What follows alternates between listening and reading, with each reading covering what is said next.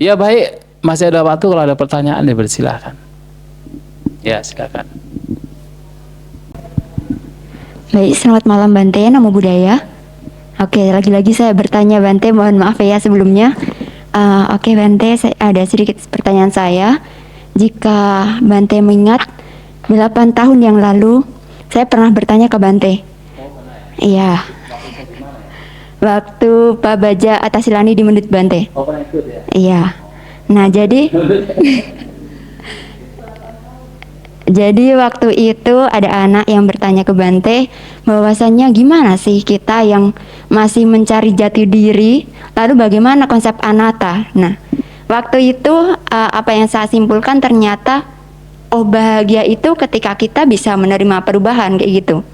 Namun tadi setelah saya memahami lagi, ternyata ikut retreat yang ini, bahwasanya bahagia pun masih bisa berubah. Jadi belum tentu orang yang bahagia ketika menerima perubahan bahagianya itu bisa tetap bahagia. Nah, jadi Bante, waktu itu beberapa hari ini saya menyimpulkan bahwa mungkin kita harus menjadi tenang. Ketika kita menjadi tenang, kita akan lebih siap menghadapi bahagia dan bersedih. Namun Bante, sebenarnya seperti apa sih tenang yang baik itu? Karena kan kalau kita lihat Bante, beberapa waktu ini, akhir-akhir ini, kita seperti melihat orang-orang tenang, tapi mereka ternyata sosok yang menakutkan ya. Contohnya nih, ada orang yang sering bahkan membunuh orang tua tanpa kesal, tanpa takut. Itu kan juga sebenarnya tenangnya mereka Bante, iya kan? Nah, kemudian Bante, pertanyaan kedua saya berbicara tentang kemelekatan. Jika kemelekatan itu buruk Bante, sebenarnya apa kata yang tepat ketika seseorang ingin menyampaikan tekad mereka? Misal nih, ada seorang bodhisatwa yang ingin mencapai kesempurnaan, itu kan harus menyempurnakan parami. Itu bagaimana, kemelekatan atau apa? Terima kasih. Ya. Sebenarnya kebahagiaan pun juga ada tahapan dan ada grade-nya. Grade itu apa ya? Grade. Tingkatannya, tingkatan. Ada 2 jenis kebahagiaan. Yang pertama adalah kalau secara Buddhis ya, kama sukha, dan yang kedua adalah nikkama sukha. Kama sukha, sukha adalah kebahagiaan. Kama itu adalah kesenangan indera. Kama sukha adalah kebahagiaan yang muncul murni dari kesenangan indera. Kita melihat bentuk yang indah, muncul rasa bahagia. Kita mendengarkan suara yang merdu, muncul rasa bahagia. Kita membaui bebauan yang wangi, merasakan rasa makan yang enak, muncul rasa bahagia. Kebahagiaan yang demikian disebut kebahagiaan indrawi semata, disebut kama sukha. Dan kebahagiaan demikian adalah kebahagiaan yang patut diapresiasi, tetapi mesti diketahui bahayanya. Kenapa saya mengatakan patut diapresiasi? Karena kalau masuk neraka nggak dapat bahagia seperti itu. Betul ya? Untuk mendapatkan kebahagiaan indrawi saja kita membutuhkan kebajikan. Tetapi kemudian itu juga membahayakan. Kenapa? Karena kalau tidak disadari, tidak diperhatikan, seseorang melekat dengan kebahagiaan itu menderita. Seseorang mengejar mencari kebahagiaan tersebut, ujung-ujungnya adalah tidak pernah mendapatkan kepuasan.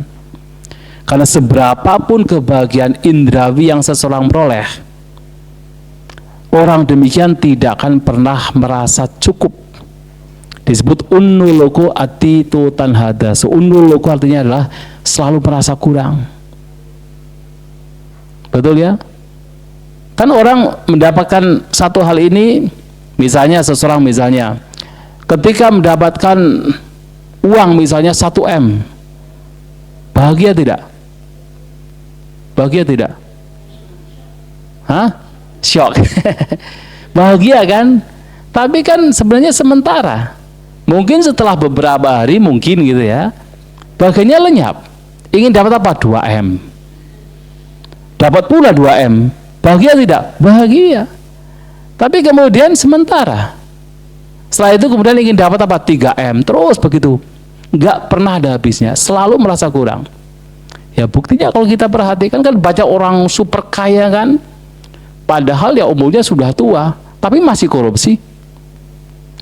Masih melakukan tindakan untuk mengumpulkan dan mengumpulkan. Padahal dimakan sampai puluhan turunan juga nggak akan habis.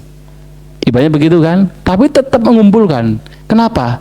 Selalu merasa kurang.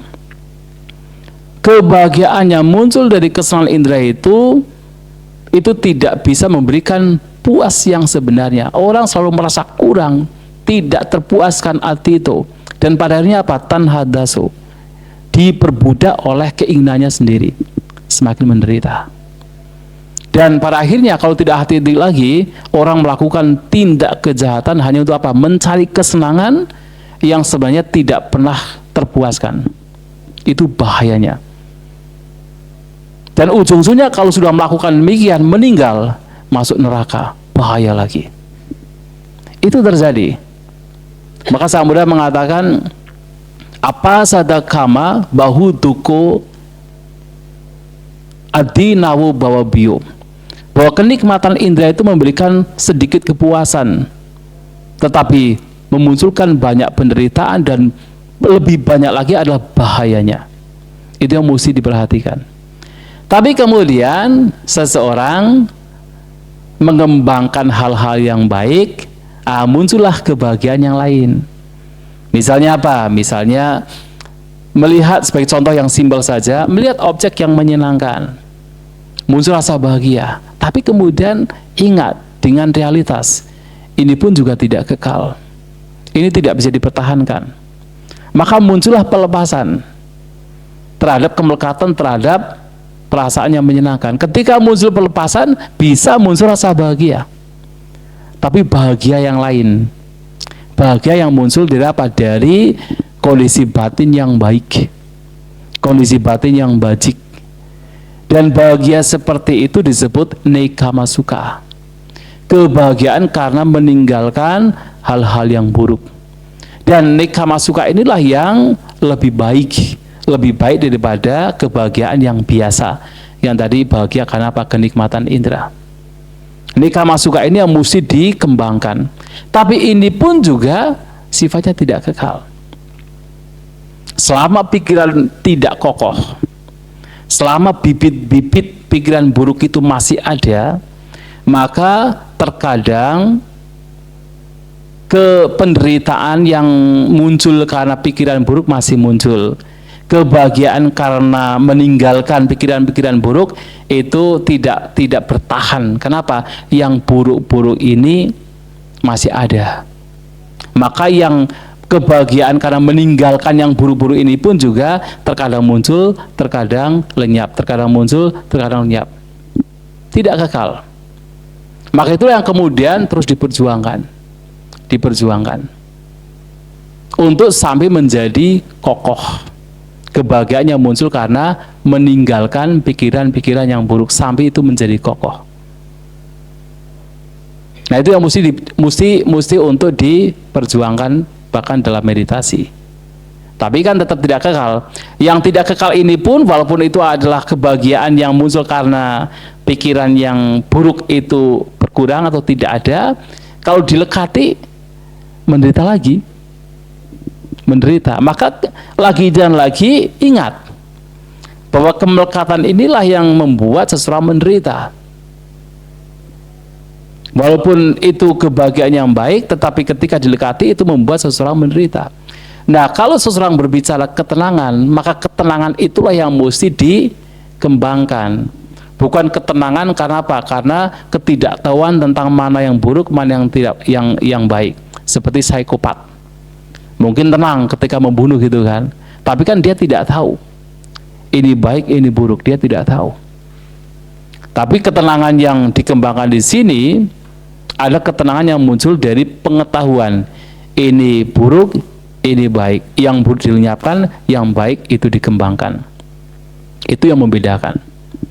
Maka kebijaksanaan pengetahuan itu penting sekali dalam kita melatih batin kita untuk supaya ketenangan yang muncul itu ketenangan yang baik.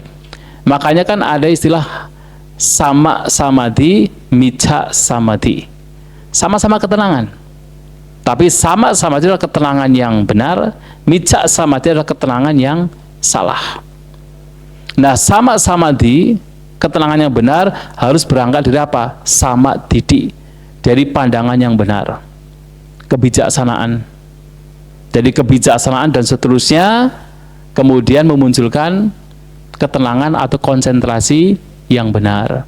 Tapi kalau konsentrasi yang salah itu bisa muncul dari mana? Dari pandangan yang salah. Itu yang tidak layak, tidak patut untuk dikembangkan. Maka pandangan benar, kebijaksanaan, pengetahuan itu penting untuk kita munculkan. Begitu ya. Terus tadi yang kedua tentang kemelekatannya. Oh ya, bodhisattva ya. Ini pun juga ada tingkatan.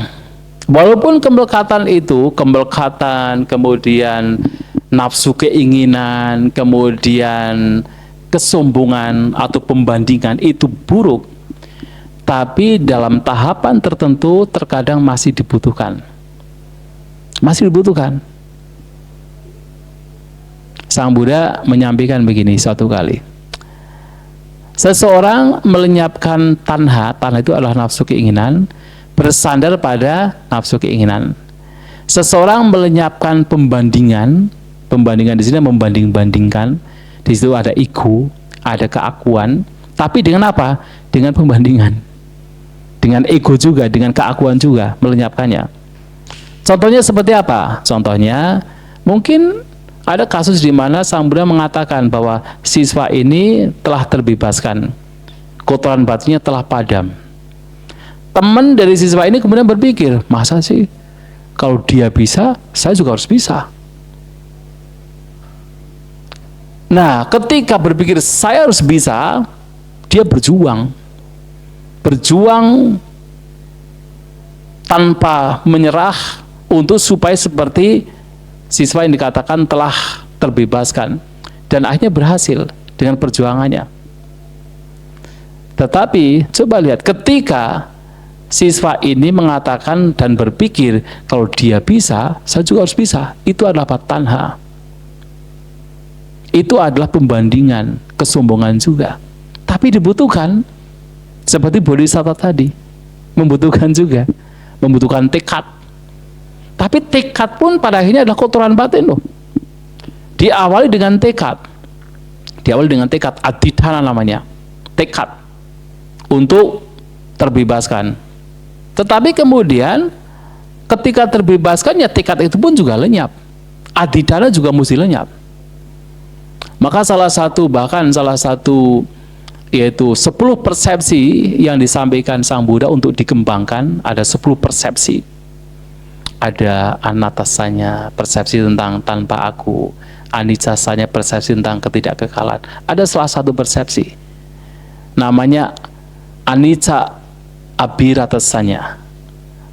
Jadi sangkara loke anicasanya, persepsi untuk tidak mengingini semua loka, semua fenomena.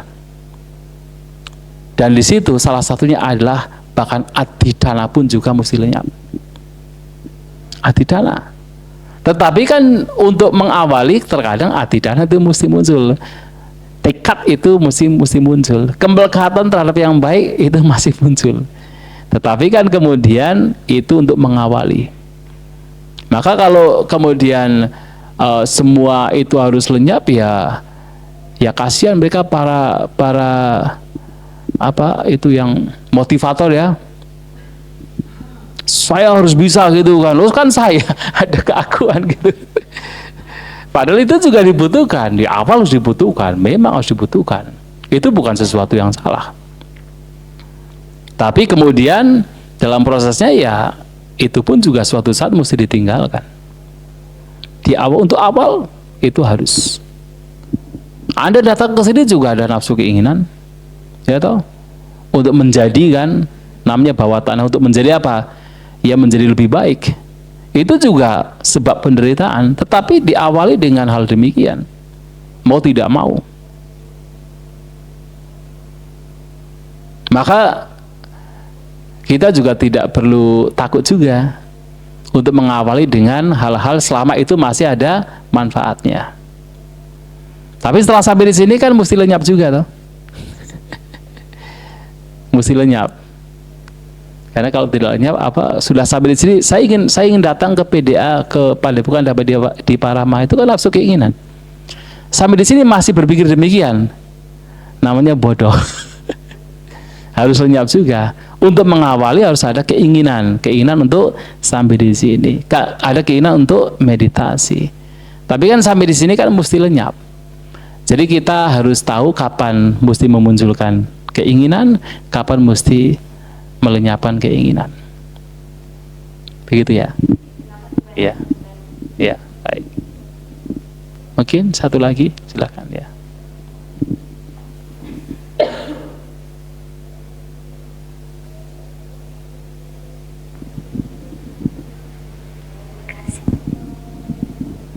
Wanami Bante. Bante, akhir-akhir ini saya belajar tentang carita watak, dan itu ternyata peranannya besar sekali terhadap perkembangan latihan bawana kita kan Bante. Nah, latihan apa yang harus dilakukan orang yang menyadari bahwa wataknya itu watak alam asura Bante. Jadi kesehariannya tuh ucapannya kasar, tindak tanduknya juga kasar, terus pikirannya banyak, pengen berkonflik dengan banyak orang, kejam dan bengis kayak gitu Bante. Kan kalau orang yang wataknya loba, kita bisa suruh dia untuk latihan berdana, memurnikan dananya. Tapi untuk orang yang wataknya seperti ini, latihannya apa Bante? Cinta kasih. Jadi watak itu kan dalam meditasi secara umum ada 6 jenis watak. Itu garis besarnya lah. Maksudnya ada watak yang memang lebih dominan di dalam nafsu ragawi, namanya raga carita. Ada watak yang dominannya adalah kebencian, dosa carita. Ada watak yang lebih dominan pada keyakinannya, mudah yakin, sada carita. Ada watak yang lebih dominan kepada overthinking, vitaka carita. Ada watak yang lebih dominan kepada intelligent, namanya buddhi carita. Tapi kemudian itu garis besarnya, hanya saja kemudian ya ada mungkin watak juga bisa, satu orang bisa mungkin yang dominan bisa 2 atau 3. Selain dia itu misalnya nafsu ragawinya besar, dia juga penuh kebencian, bisa juga demikian. Atau misalnya dia penuh kebencian tapi dia juga intelijen, bisa juga demikian. Atau mungkin dia wataknya itu overthinking, banyak pikiran, dia juga bodoh. Jadi yang keenam itu adalah moha carita, bodoh. Bisa demikian, tetapi secara garis besar ada 6 jenis watak. Nah, disampaikan bahwa ketika orang yang dominan adalah nafsu ragawi, maka baik untuk mengembangkan atau melakukan perenungan terhadap sifat menjijikan dari dari jasmani, dari makanan. Itu baik supaya nafsu ragawinya itu bisa berkurang.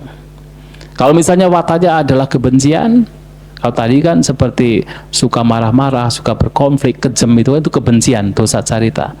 Itu bisa mengembangkan cinta kasih, metta, atau karuna, kasih sayang.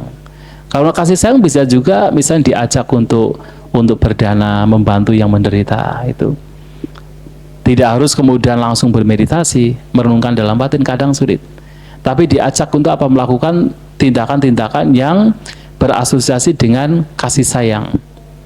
Pergi ke panti jompo misalnya gitu kan, ikut membantu, memberikan sesuatu. Pergi ke tempat-tempat yang di sana ada penderitaan dan kita ikut membantu untuk meringankan penderitaan. Atau misalnya mengembangkan cinta kasih dengan dengan cara memunculkan rasa persahabatan. Tidak harus kemudian langsung merenungkan dalam batin, sulit, tapi dengan action, dengan aksi, melalui ucapan ataupun perbuatan jasmani. Ya, jadi membantu yang lain, bersikap bersahabat, itu baik untuk dilakukan. Nah, kalau sifat yang kejam begitu adalah bisa dengan cinta kasih, dengan kasih sayang, dengan mudita, atau mengembangkan perasaan bahagia terhadap kebahagiaan orang lain. Kemudian kalau menggunakan kasina, ada kasina, itu biasanya kasina warna. Jadi warna itu seperti misalnya warna putih, warna kuning, warna biru, itu warna merah juga, itu bisa dijadikan objek meditasi. Bisa dibayangkan menggunakan media, membuat media. Kalau zaman sekarang mudah, kenapa? Sekarang kita bisa ngeprint pakai kertas menggunakan warna kan. Nah, itu bisa digunakan juga kalau sifatnya demikian. Artinya apa? Sifat yang kasar demikian dilenyapkan dengan sikap yang lembut. Sifat yang lembut, itu cinta kasih. Begitu. Ya. Berarti kalau misalnya dikasih hewan peliharaan gitu termasuk juga Bante ya? Asalkan dia diajari untuk merawatnya. Jangan-jangan kalau nggak diajari malah dibunuh. Diajari untuk merawatnya, jadi diajari untuk merawatnya. Itu baik. Dikasih hewan, dikasih apa misalnya kura-kura atau ikan gitu kan, untuk supaya bisa merawatnya, itu baik. Supaya muncul apa? Muncul kasih sayang, muncul cinta kasih. Untuk mengembangkan itu bagi seseorang yang punya sikap yang kejam gitu. Ya. Terima kasih Bante. Ya, baik. Ada lagi? Ya. Satu lagi lah.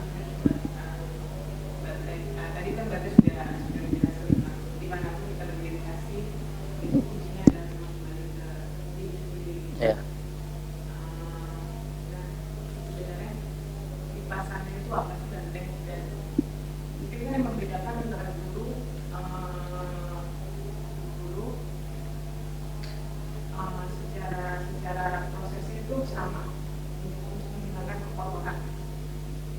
Iya, betul. Memang secara garis besar ada dua jenis meditasi. Yang pertama adalah samatha, yang itu memang sekadar untuk mendapatkan ketenangan. Samatha adalah tenang.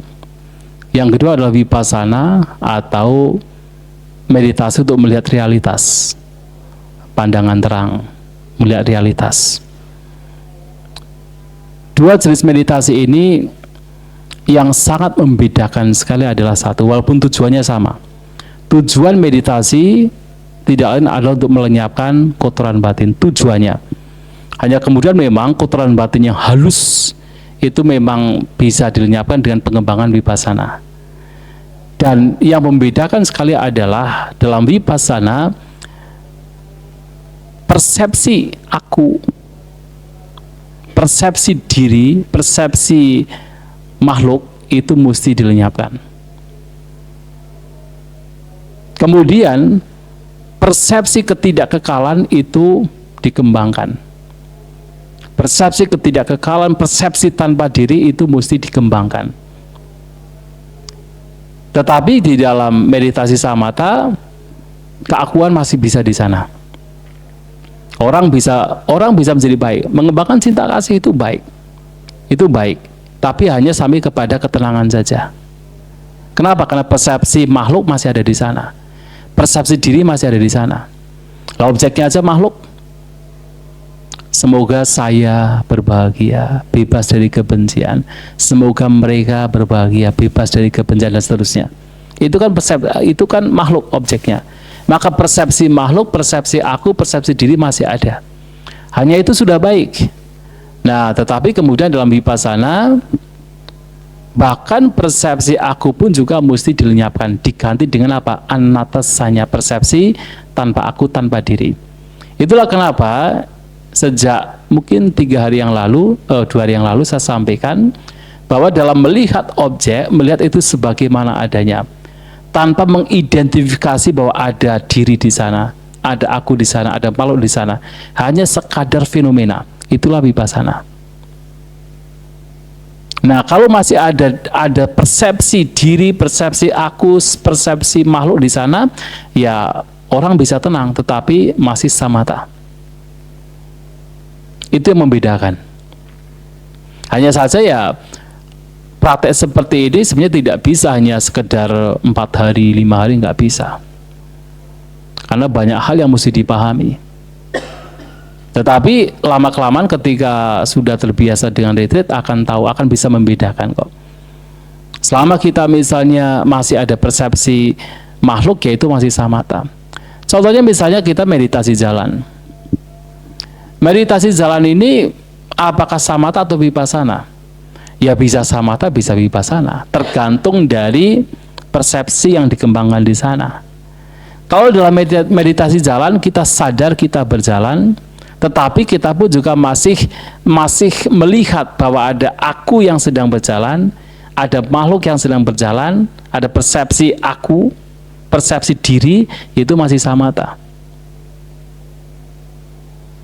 Tapi kalau kemudian ketika persepsi demikian muncul, kemudian kembali kepada persepsi adalah gambaran bahwa ini hanya sekadar fenomena, ini hanya sekadar pengalaman semata, tidak ada self di sana, kemudian sembari berjalan, itu vipassana. Nah, persepsi diri itu sangat kuat. Seperti yang kemarin saya sampaikan. Anda melihat saya saja sudah ada persepsi, ada diri. Anda melihat diri Anda masing-masing, sudah ada persepsi diri. Dan itu berubah-ubah. Bahkan melihat gambar saja sudah ada diri di sana. Padahal gambar. Begitu kuatnya. Tapi kemudian meditasi ini memang kita membawa batin untuk melihat segala sesuatu sebagaimana adanya tanpa mengidentifikasi keberadaan diri atau makhluk. And that is very difficult. To see something without any self is very difficult. Because what we see ourselves, there is self here. We see others, many self there. But in this meditation, we have to practice, we have to train our mind to see everything as it is, without identifying them as self, as being, as creature, only just phenomena. And that is vipassana, the insight meditation. So while walking, while sitting, to see everything as it is. Breathing as just breathing, without identifying that there is one who breathes. Because when we see that there is one, there is a person who breathes, so that is the self-perception, the self-notion. Of course, by means of that, we still have the calmness. But somehow this is only just the calmness. But in order to see the reality, this notion of self should disappear. We have to train ourselves to change the perception from the perception of self, atasanya, to change it into anatasanya, the perception of non-self. And this is a vipassana, insight meditation. Dan itu sesuatu yang paling sulit untuk mengubahnya, tetapi itu yang juga mesti dilatih. Karena selama ini yang kita lihat semuanya ada self. Setiap pengalaman kita selalu berasosiasi dengan self, dengan diri. Hanya saja yang membedakan barangkali intensitasnya. Ada yang kuat sekali, ada yang mulai runtuh intensitasnya. Kalau yang kuat sekali menjadi sombong, atau menjadi rendah diri, bukan rendah hati ya, rendah diri itu, menjadi pesimis, apa itu kuat sekali. Nah Nah itu bedanya. Tapi ya yang terbebaskan, betul-betul terbebaskan ya memang yang sudah nggak ada. Begitu ya. Ya itu membedakan ya, untuk membedakan antara ketenangan dan juga vipassana. Ya, ya nggak apa-apa.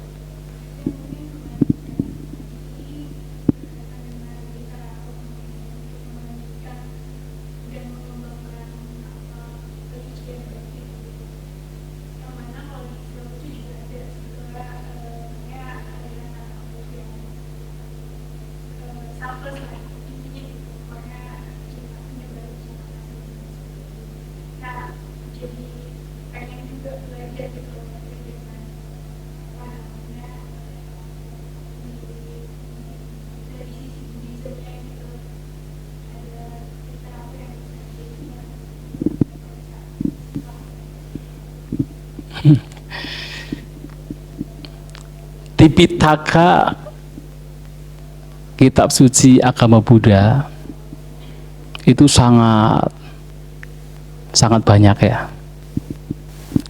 Dan hampir semua yang diajarkan di Tipitaka ya seperti ini. Jadi apapun yang diajarkan itu pada ujung-ujungnya adalah nantinya adalah untuk terbebaskan dari khotbah Sang Buddha yang sederhana, yang kelihatannya sederhana, sampai yang mungkin paling profound, ujung-ujungnya adalah pembebasan. Contohnya yang kebanyakan masyarakat Buddhis paham, itu kan misalnya apa? Manggala Sutta ya, khotbah tentang berkah. Nah, ketika ditanya apa itu berkah, Sang Buddha mengawali dengan yang paling sederhana, yaitu apa? Asewana cak balanang panditanang cak sewana.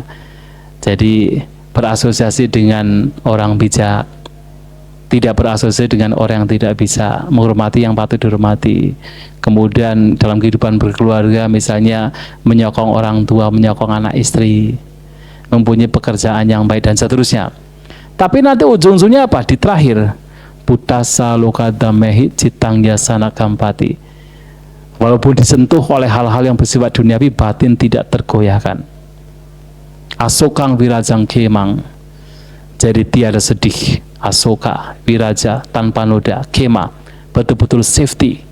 Itulah nibbana, itulah yang tercerahkan. Ujungnya di situ. Kemudian khotbah lain yang juga paling umum diketahui ya, Karanyameta Sutta. Itu kan khotbah mengenai apa? Diawali dengan apa? Dengan cinta kasih, pengembangan cinta kasih, meta, cinta kasih. Tapi di paling akhir apa? Yang di paling akhir,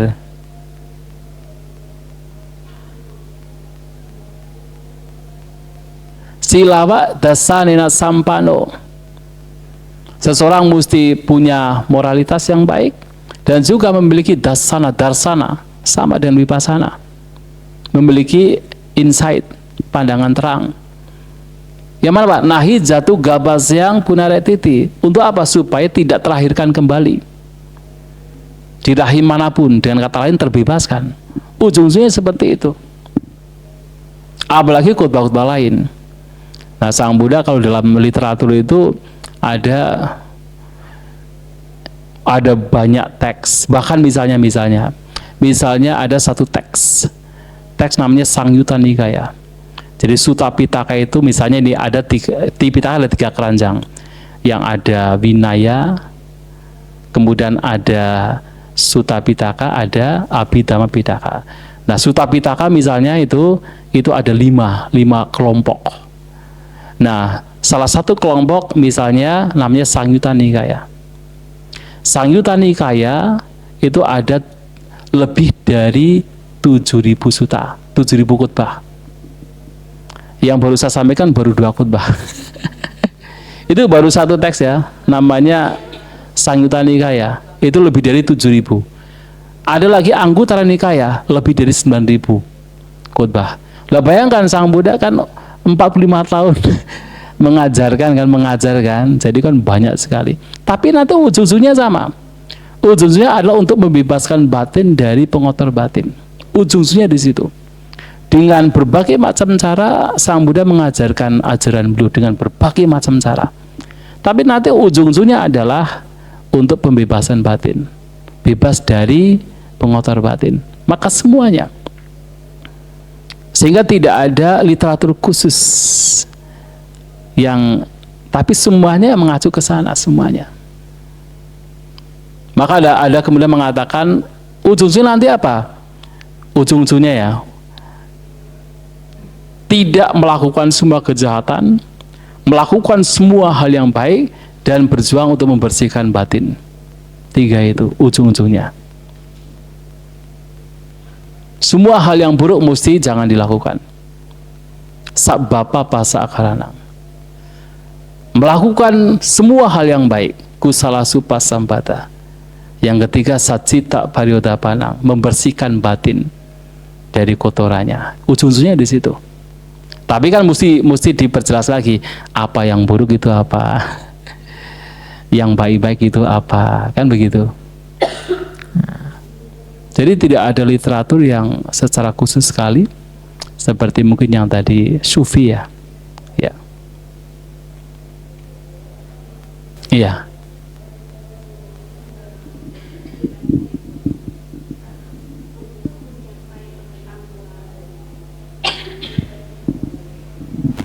Wandami Bante, saya ingin bertanya, untuk kita bisa mencapai pengetahuan Sotapati, Magga dan Pala, itu bisa 2 cara kan Bante, melewatin pengetahuan jana-jana dulu atau kita bisa berwipasana kering. Nah, untuk berwipasana kering ini bagaimana usaha umat awam supaya bisa mencapainya ya Bante ya? Apakah perlu bermeditasi seperti sebulan, setahun gitu Bante? Terus apakah memungkinkan di zaman now ini seorang umat awam masih bisa mencapai, maksudnya bisa menjadi seorang Sotapanna Bante? Ya, terima kasih Bante. Iya. Memang ada 2 hal, yaitu yang khusus memang wipasana, kemudian yang seseorang mungkin mengawali dengan pencapaian konsentrasi yang tinggi atau jhana. Tetapi sebenarnya apa itu Sotapanna? Sotapanna itu adalah, sota itu adalah arus, apan itu adalah yang telah memasuki arus, maka sering diterjemahkan pemasuk arus. Tapi yang dimaksud dengan arus itu apa? Apa itu sota? Apa itu arus? Tidak lain adalah arus jalan mulia berunsur 8. Dengan kata lain, seorang Sotapanna adalah seseorang yang hidupnya sudah senada seiring dengan jalan mulia berunsur 8. 3 di antara dari 8 faktor ini adalah tadi yang sudah saya sebutkan. Kebijaksanaan, pandangan benar, perhatian, mindfulness, dan juga right effort, daya upaya benar. Itu 3 di antara 8 faktor dalam jalan mulia berunsur 8 itu. Nah, jadi itu yang harus dikembangkan. Lantas berapa lama? Tidak ada yang tahu berapa lama. Karena ini adalah urusan kematangan batin. Kematangan batin seseorang itu bisa berbeda-beda. Mungkin ada orang-orang yang sudah berlatih dalam jangka waktu yang lama sekali dulu, sekarang batin sudah matang. Begitu memahami, mengerti Dhamma, mendengarkan Dhamma, bisa langsung terbebaskan. Tapi ada orang-orang yang memang belum lama berlatih, ya masih membutuhkan latihan yang lebih lama lagi, dan kita tidak tahu. Karena urusan kematangan batin, yang terpenting adalah terus mengembangkan apa yang baik. Itu yang terpenting. Kapan nanti matanya kita tidak tahu. Jadi kalau diibaratkan seorang praktisi itu seperti disampaikan seperti seorang petani. Seorang petani itu tidak terlalu berharap kapan panennya. Yang dia lakukan adalah merawat tanamannya. Seperti seorang petani, dia pokoknya ya waktunya untuk nanam tanam, waktunya untuk mencabuti rumput-rumput liar cabuti, waktunya untuk memberikan pupuk berikan pupuk, waktunya untuk menyiangi. Ya pokoknya merawat dengan baik, rawat saja. Nanti kalau waktunya sudah cocok, sudah matang, semuanya sudah matang, nanti buah akan datang sendiri. Itu yang harus kita lakukan. Maka di sini ya harus meditasi. Harus meditasi. Kalau ada yang mengatakan, oh seorang yang terbebaskan tidak perlu meditasi, ya tidak benar, harus meditasi. Tapi meditasi di sini mesti diluruskan pemahamannya. Meditasi itu bukan urusannya duduk diam mata terpejam.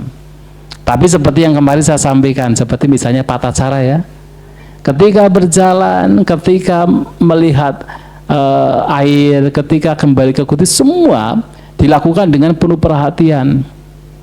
Dengan menjaga batinnya, itulah meditasi yang sebenarnya. Ketika kita melihat seseorang muncul kemarahan, kita meredam kemarahan kita, itu meditasi. Ketika mendengarkan suara muncul keserakahan, kita redam keserakahan kita, itu meditasi. Nah, dengan menjaga batin demikian sepanjang waktu dalam setiap aktivitas, artinya kita sedang bermeditasi mengembangkan batin. Nah, itu yang mesti kita lakukan. Nah, melakukan demikian kalau mungkin suatu saat batin matang, memungkinkan pencapaian ya beberapa belenggu dihancurkan, Sotapanna. Apakah zaman now masih memungkinkan? Masih memungkinkan.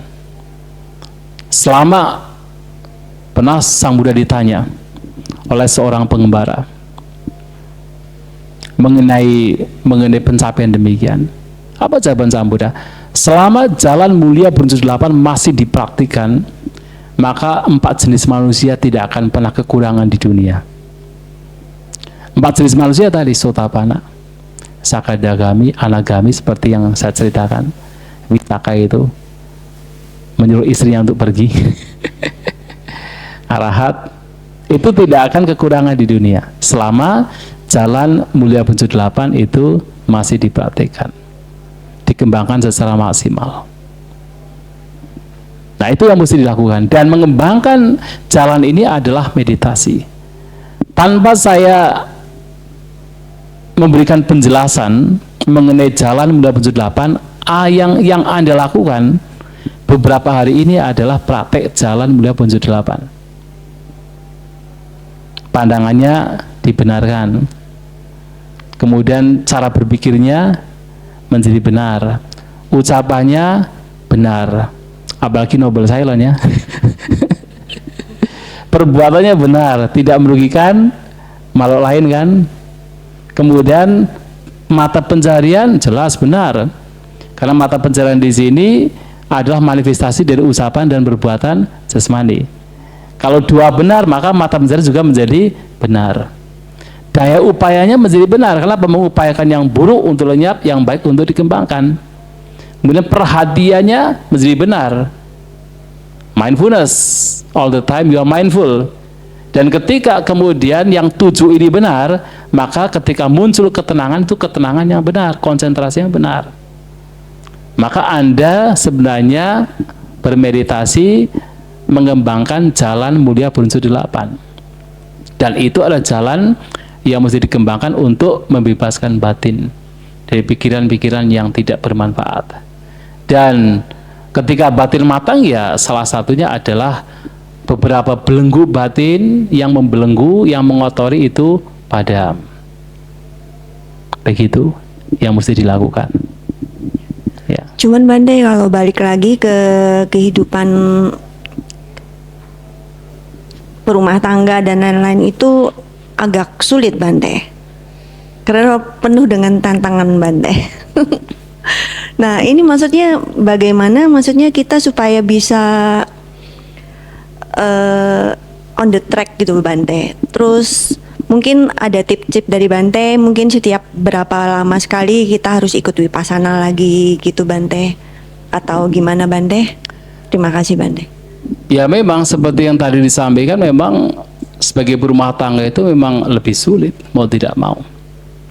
Itu tidak hanya zaman sekarang, zaman dahulu juga sama.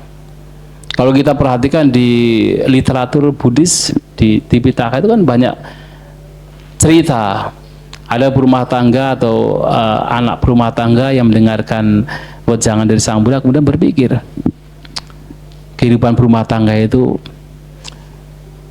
sulit, banyak kotoran, sangat crowded, dan sulit untuk mempraktekkan Dhamma, ajaran Sang Buddha yang begitu putih seperti kerang putih di tengah-tengah dalam kehidupan berumah tangga.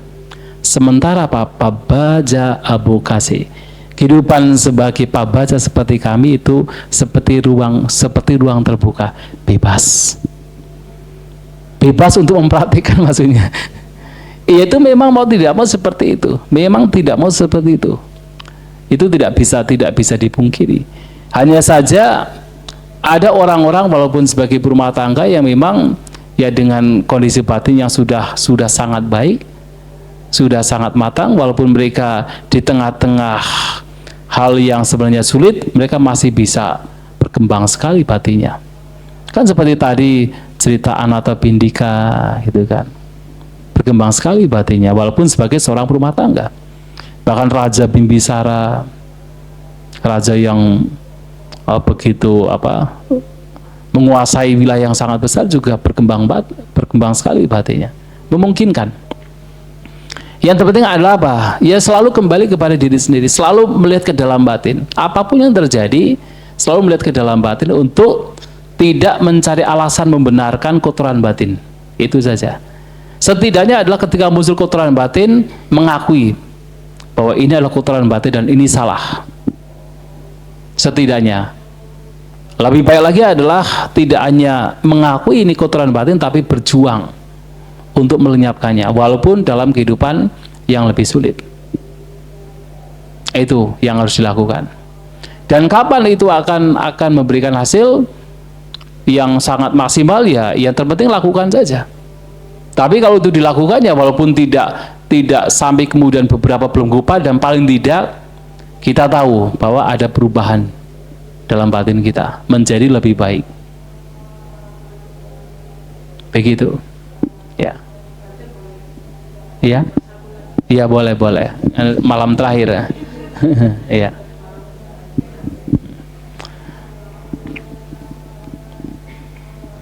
Basically, actually what I try to explain is the same what I explaining about this meditation. But I hope you can understand little bit. You don't understand. But actually the same thing what I try to explain somehow. Yeah. Bante, Wandami Bante, semoga saya tidak salah menerapkan ajaran, menerapkan praktek. Jadi sejak tahun kemarin sampai sekarang, ketika Bante bilang objeknya nafas, saya rapi fokus kepada nafas. Hanya nafas, kembali ke nafas, nafas panjang pendek nafas. Sampai juga retreat yang ini. Masalahnya, sudah sejak kemarin, terutama siang ini dan sore tadi, itu rasa sakit yang luar biasa di punggung, titik yang luar biasa itu menembus pencatatan saya, terus menembus, bolak-balik. Kemudian saya mengambil keputusan, saya rapi di nafas atau saya mengikuti metode Mahasi, saya lepaskan nafas, saya melihat rasa sakit. Sore tadi dan sampai malam ini, berhubung sakitnya nggak ketahanan, saya memutuskan saya lepaskan nafas. Nggak bisa, terlalu dominan, nggak bisa. Bante tahu bagaimana pencatatan saya itu terus menerus ditembus gini. Akhirnya saya ke rasa sakit. Saya amati rasa sakit, ya artinya rasa sakit itu ketika dia datang saya ke rasa sakit. Rasa sakit lenyap, saya ke nafas. Punggung lagi kliung, saya ke punggung, saya ke sini. Seperti itu Bante. Nah, yang jadi pertanyaan saya adalah, apakah saya salah dengan metode yang saya terapkan? Karena dari awal ketika Bante ngomong nafas, persepsi saya adalah, oh ini adalah samatha. Jadi ketika tadi saya memutuskan untuk melepaskan nafas, saya bilang biarin deh gitu. Karena saya nggak tahan, saya pakai metode mahasi saja. Salah saya di mana, Bante? Nggak ada yang salah kok. Mau objeknya nafas, mau objeknya adalah perasaan yang tidak nyaman, ketika nanti ujung-ujungnya adalah untuk menenangkan batin, itu sudah baik. Bahkan dalam praktek ini pun kan juga dalam praktek menggunakan keluar masuknya nafas pun juga kan dianjurkan. Ada objek-objek yang lain yang juga pasti muncul. Ketika itu muncul secara dominan, lebih baik rapikan dulu ini yang dominan, atau katakan dibuat tenang dulu yang dominan, baru kemudian ke nafas. Tidak masalah. Daripada misalnya memperhatikan nafas tapi ada kebencian di balik itu, lebih baik kebenciannya dilenyapkan terlebih dahulu, ketidaksukaannya dilenyapkan terlebih dahulu. Dengan apa? Dengan mengamati yang membuat kebencian itu muncul, ketidaksukaan itu muncul, diamati dulu dengan tenang, dengan batin yang tenang. Kalau sudah tenang, kembali kepada nafas, tidak masalah. Dan sebenarnya seseorang memperhatikan vipassana atau samatha itu bukan dari objeknya. Jangan kemudian berpikir, oh kalau saya mengamati jasmani itu adalah vipassana, mengamati nafas adalah samatha. Tidak demikian. Jadi seperti yang tadi saya sampaikan, sebenarnya kuncinya itu bukan objeknya, tapi lebih kepada persepsi yang dikembangkan. Kalau kita mengamati nafas, tetapi kemudian tidak mengembangkan persepsi bahwa tidak ada diri di sana, artinya di situ masih ada persepsi bahwa seakan-akan ada makhluk yang sedang mengamati nafas, itu samatha. Tapi kalau kemudian seseorang betul-betul di balik itu memunculkan sebuah understanding atau pemahaman atau kebijaksanaan bahwa ini hanya sekadar nafas, tanpa mengidentifikasi adanya makhluk di sana, itu baru vipassana. Termasuk ketika mengamati jasmani, bagian jasmani yang lain. Kalau dalam pengamatan ternyata masih ada persepsi makhluk di sana, itu samatha, masih samatha. Seakan-akan ada aku yang sedang duduk, ada aku yang sedang merasakan sakit, itu masih samatha. Tapi kalau kemudian melihat sakit sebagaimana adanya, sekadar sakit, sekadar perasaan yang sedang bergolak, bukan tidak mengidentifikasinya dengan adanya diri, adanya makhluk, itu baru vipassana. Maka tergantung dari kita melihat dari persepsi kita. Yang dikembangkan adalah anatasanya, persepsi tanpa diri, tanpa makhluk, tanpa identity atau identitas, atau entitas, atau di situ masih ada. Kalau masih ada, itu masih samatha. Tapi walaupun demikian masih lebih baik. Kenapa? Karena intinya juga menenangkan batin. Walaupun masih samatha, tapi kan batinnya menjadi tenang.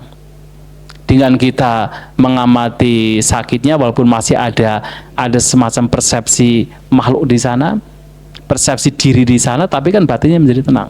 Itu masih baik. Walaupun itu bukan vipassana. Jadi seperti misalnya ada beberapa orang yang mengatakan bahwa objek kembung kempis itu tidak ada pada zaman Sang Buddha. Yang ada kan keluar masuknya nafas. Tapi kemudian dalam tradisi Mahasisado menggunakan gembung kempis sebagai objeknya, dan itu dianggap sebagai vipassana. Sebenarnya ada khotbah diberikan oleh Sang Buddha ketika beliau menyampaikan mengenai 4 unsur jasmani. Yang salah satunya adalah unsur angin. Apa itu unsur angin? Salah satunya adalah mengamati angin yang ada di perut. Itu yang disebut kembung kempis itu. Tetapi kemudian dalam pengamatan tersebut tidak hanya mengamati, melihat kembung kempis perut itu sebagai apa? Ne tang mama, ne suhamasmi nak mesuata. Ini bukan milikku, bukan sebagai aku, bukan sebagai self. Hanya sekadar unsur angin semata. Itu baru vipassana. Tapi kalau kemudian masih memunculkan persepsi ada makhluk yang sedang duduk berkembung kempis misalnya, itu masih samatha, bukan vipassana. Nafas juga sama. Maka kalau objek nafas pun, kalau kita kembali kepada khotbah Sang Buddha, Anapanasati Sutta, khotbah tentang perhatian terhadap keluar masuknya nafas, itu malahan mengacu kepada vipassana. 16 tahapan mengamati nafas itu oleh Sang Buddha dikatakan sebagai 4 landasan perhatian. Yaitu apa? Kayanupassana, Vedanupassana, Citta, dan Dhammanupassana. Dan itu yang oleh para guru meditasi disebutkan sebagai vipassana. Dan pengamatan nafas 16 tahap itu adalah 4 tahap pertama adalah Kayanupassana, 4 tahap selanjutnya adalah Vedana, dan seterusnya 4 tahap terakhir adalah Dhammanupassana. Dan itu disampaikan sendiri oleh Sang Buddha. Dan itu vipassana. Tetapi kan kemudian tidak hanya sekadar mengamati nafas, tapi ada apa? Ada pajanati. Misalnya apa? 3 apa? Asasisa miti pajanati. Ketika saya bernafas masuk panjang, pajanati, mengetahui dengan kebijaksanaan. Kebijaksanaannya adalah di situ melihat bahwa tidak ada diri, tidak ada self. Itu baru vipassana. Itu yang sudah dilakukan sudah baik. Bahkan ya kita tidak perlu kemudian harus melekat sekali dengan satu objek ketika membutuhkan hal yang lain, terutama memang kondisi demikian membutuhkan ketenangan. Maka ya nggak apa-apa, lepaskan nafas, kemudian mengamati yang membuat menjadi tidak tenang, diamati terlebih dahulu. Apakah pengamatannya masih dalam konteks samatha atau pengamatannya sudah konteks vipassana? Terserah, tidak masalah, keduanya masih baik. Begitu ya. Iya.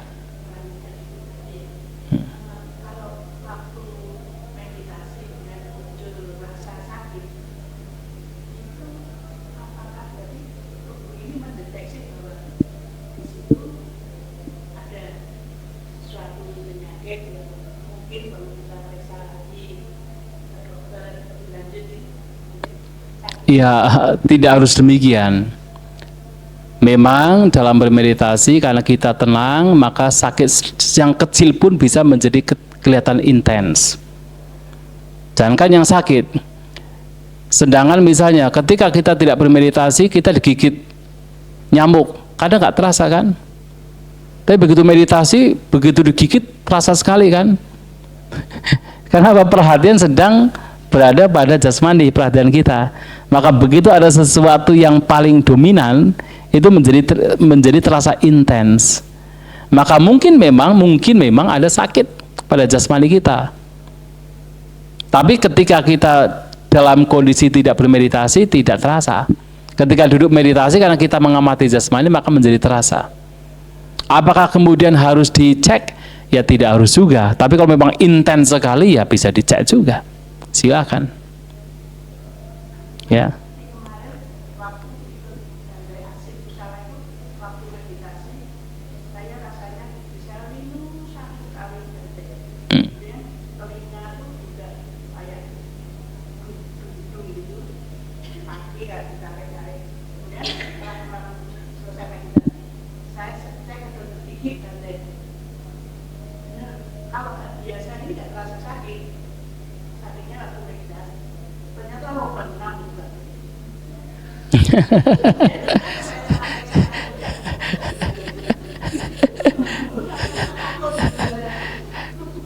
Terus dicek lagi telinganya, ada lubangnya enggak?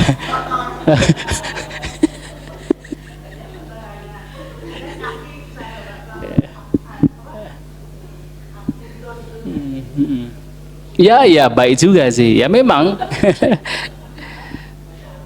Ya. Apalagi sudah tua ya, sudah tua memang sakitnya di mana-mana sebenarnya. Kalau kita kan mungkin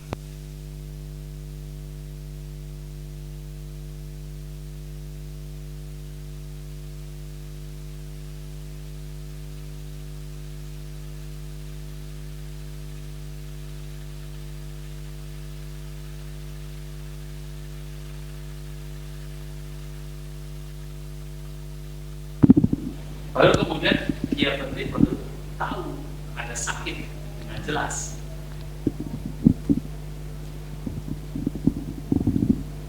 Jadi baru tahu ada sakit dengan jelas dan tahu sebabnya apa. Ya dalam meditasi juga bisa demikian. Ketika nggak meditasi nggak terasa, tapi ketika meditasi baru terasa ada sesuatu yang sakit. Tapi apakah harus dicek? Ya silakan saja. Dicek ya boleh, nggak dicek juga nggak masalah. Kalau udah intens sekali ya dicek ya baik juga. Gitu ya. Oke, baik. Besok ingat jam 7 ya. Tapi masih meditasi pagi seperti biasa. 3:30 ada ya, sudah di loncengnya 3:30 ya. Jam 4 meditasi jalan, 4:30 meditasi duduk. Ya, terima kasih. Semoga masih semangat walaupun tinggal sebentar lagi dan suatu saat bisa praktek lebih lama lagi, ada kesempatan. Ya, baik.